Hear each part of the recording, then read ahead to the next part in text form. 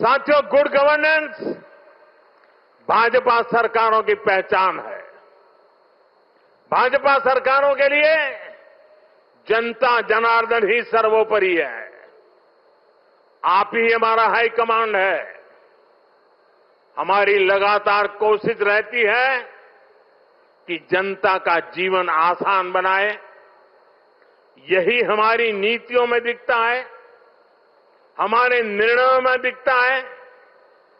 हरियाणा में एक समय कांग्रेस सरकारों का था जब बिना खर्ची पर्ची के एक नियुक्ति तक मिलना मुश्किल था, लेकिन हरियाणा में भाजपा सरकार ने लाखों युवाओं को पूरी पारदर्शिता के साथ सरकारी नौकरी दी है।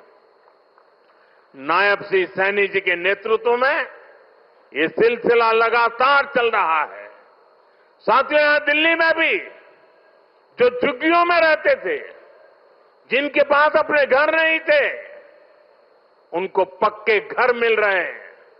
जहां बिजली, पानी, गैस कनेक्शन तक नहीं था, वहां ये सारी सुविधाएं पहुंचाई जा रही है। और अगर मैं देश की बात करूं तो बीते 11 सालों में रिकॉर्ड सड़कें देश में बनी है। हमारे रेलवे स्टेशनों का कायाकल्प हो रहा है।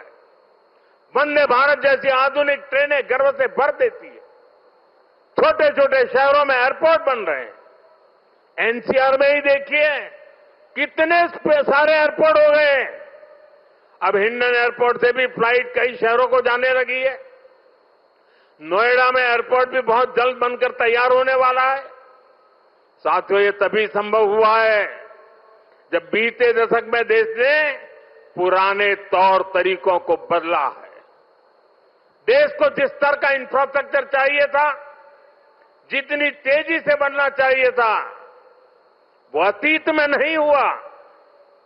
अब जैसे हमारा ईस्टर्न और western peripheral expressway, Delhi NCR को इसकी जरूरत कई दशकों से महसूस हो रही थी।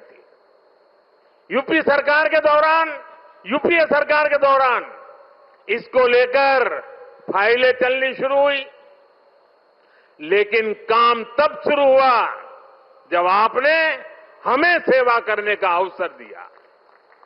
जब केंद्र और हरियाणा में भाजपा सरकारें बनी, आज ये सड़कें बहुत बड़ी शान से सेवाएं दे रही है। साथियों, विकास परियोजनाओं को लेकर उदासीनता का ये हाल सिर्फ दिल्ली एनसीआर का नहीं था, पूरे देश का था।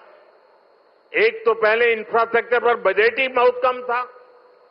जो प्रोजेक्ट सैंक्शन होते थे वो भी सालों साल तक पूरे नहीं होते थे। बीते 11 सालों में हमने इंफ्रास्ट्रक्चर का बजट 6 गुना से अधिक बढ़ा दिया है। अब योजनाओं को तेजी से पूरा करने पर जोर है। इसलिए आज द्वारका एक्सप्रेसवे जैसे प्रोजेक्ट तैयार हो रहे हैं। और भाइयों बहनों, ये जो इतना सारा पैसा लग रहा है, इससे सिर्फ सुविधाएं नहीं बन रही है, ये परियोजनाएं बहुत बड़ी संख्या में रोजगार भी बना रही है। जब इतना सारा कंस्ट्रक्शन होता है तो इसमें लेबर से लेकर इंजीनियर तक लाखों साथियों को काम मिलता है। जो कंस्ट्रक्शन मटेरियल यूज होता है उससे जुड़ी फैक्ट्रियों में, दुकानों में नौकरियां बढ़ती है।